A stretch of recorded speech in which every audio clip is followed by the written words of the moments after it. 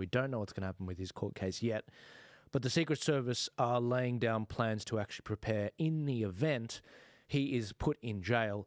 I didn't know this, but from listening to Tim Poole, Secret Service have the power to basically take over any building in protection of the president or the presidential candidates. They could totally clear out the entire prison if they wanted, and take over that entire prison while Trump's serving his term in there. So they've been making plans, the chief of Secret Service, to actually prepare in the event of that happening. This is in relation to the case involving him and the falsification of business records. The judge has not been very warm to Trump at all, and whilst normally this wouldn't carry a prison sentence, we could see a situation where it's been adjusted slightly so that this Judge Juan Merkin can actually, I think he's the one that was smiling in court, could actually sentence him on July 11th. And I think that's going back to what Charlie said, crap's about to go down. I mean, it was only about 2 weeks ago, 4 years ago, that we saw a situation where the whole George Floyd riot started and America burnt and billions of dollars of damage took place. We could see a situation very soon where we are in an election year, guys. This is why we got banned last week on YouTube and a few bans on TikTok. It seems that every time America has an election, the world has to suffer as a result, and we're seeing a situation where America is actually going to the elite. They're worried Trump's going to win. It's seriously bad. I've got an idea. Yeah, and that idea is this: put some bars on some windows around Mar-a-Lago. He'll be sweet, because at the end of the day, he's got everything he wants there. It's a resort. Yeah, because if they take over that building, it's just going to be.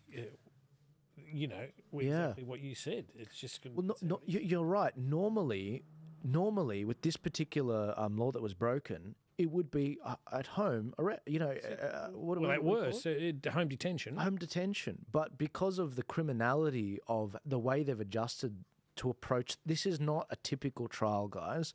And if you're not paying attention, you've definitely got to watch this interview between Donald Trump and Dr. Phil. They've bastardized this case. They've bastardized the law. The judge is clearly against him. This area where the jury's from, they vote 90% Democrat, 10% Republican. That's the pool of people. And he lost his appeal. He lost his appeal because he appealed to be able to speak, because they're silencing a former president of the United States of America. I mean, that is unheard of. I don't know if that's ever happened before. Chris might be able to tell us. Well, I've just thrown you under the bus. To a degree, Richard Nixon's probably the best example, which I can give in terms of limiting his access to it. But even Nixon was immediately pardoned by some of his own party, I might highlight. But I also think that if LBJ was in a position, would have also pardoned him. I don't think we're at that now. A lot's made of partisan issues such as tax policy and what have you. Taxes you can move around, you can move up and down, you can change. These are kind of the issues that are very hard to move on and heal. Wholesale sales tax, remember how big a deal that was at the 2000 election? Howard's going to bring in the never GST, this, that, or whatever. Even the carbon tax, a big deal. Yeah, these are issues that you can put in a carbon tax, you can roll back a carbon tax, you can move these things around. These are wounds that are last generations.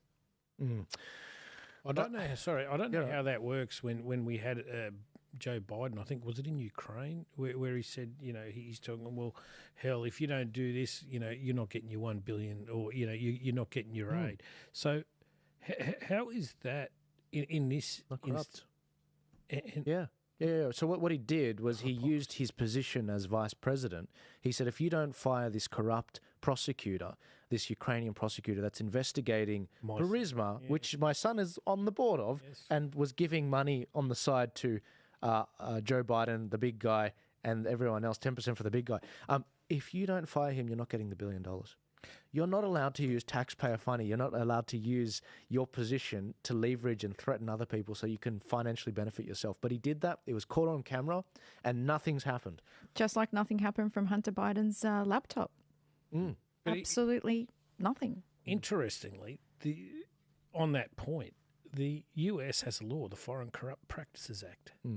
You influence another public official, which he's done it openly in the media. He's actually bragging about the way he does it, and he's done it. why is that not a breach of the Foreign Corrupt Practices and the extent to which we're talking taxpayer dollars here? Okay, remember the government doesn't own any money; it's taxpayer money, and the government holds those funds on trust for the taxpayer, saying, "Okay, we're looking at investing in X. We use taxpayer money to do this. He's using taxpayer money to influence another public official." A direct violation. Don't let a good law get in the way of a corrupt politician, right, It's only Tony? a reward if you're not involved. Yeah, exactly. Wow. Actually, it's selective enforcement. It makes me sick. Honestly, it makes me sick. That's right. Oh dear. Dear. Anyway, look, I